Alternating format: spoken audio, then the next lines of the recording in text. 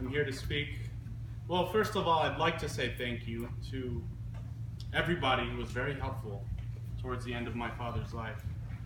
It was very evident to me that he had a lot of people that really loved and supported him. And if you knew who my father was, you would know that he was a very private man. He often constantly would always put others before himself. He was making sure nobody was ever worried about him. It was always about you. That was true even until the day that he died. But this quality of selflessness was an important lesson that my father taught me. And despite the hardships that fall into all of our lives, always putting others before yourself will ultimately, I believe, give you a life where you're surrounded by people who will love and support you. And my father set that example for me, and I wish to follow it. The other lesson my dad taught me was the beauty and importance of music. My fondest memories of my childhood were of my father. He would play piano for me when I was young, and he would often improvise some really simple songs.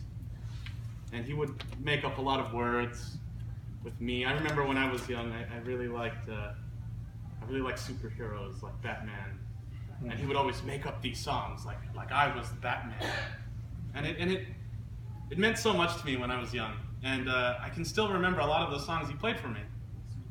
And in fact, I can say the reason I can play piano was because of him. He taught me everything. And as I grew older, it became clear that piano was something I was going to pursue. So as I grew older, he slowly stopped playing, which I hope wasn't my fault. But he was always very supportive of my music. And particularly towards the end of his life, he got a very growing interest in classical music, which is what I love very much. He really liked Yo-Yo Ma, the cellist. I remember whenever we listened to any music together, and the cello came on the radio. Oh, that's Yo-Yo Ma. Everybody who played cello was Yo-Yo Ma. But there was one song in particular that he listened to very frequently. Every day, I would hear the song every time I came home playing. It was the French composer Camille Saint-Saëns' The Swan. The Swan was a cello and a piano piece, and it features this very beautiful, serene melody that floats across this arpeggiated piano accompaniment. It was really beautiful. And ironically, as I was thinking about what I was going to say at this eulogy, it reminded me of a metaphor for a final gesture, and that's just before death. There's something called a swan song. This metaphor refers to the belief that a swan will sing a beautiful song just before they die, having remained silent their entire life. Now, I believe I was thinking about what my father's swan song is. Thinking back, the initial news of my father's illness was it gave me a very empty feeling, hinging on the fact that I may have to lose my father. And ironically, it was during those times that I really never felt closer to him.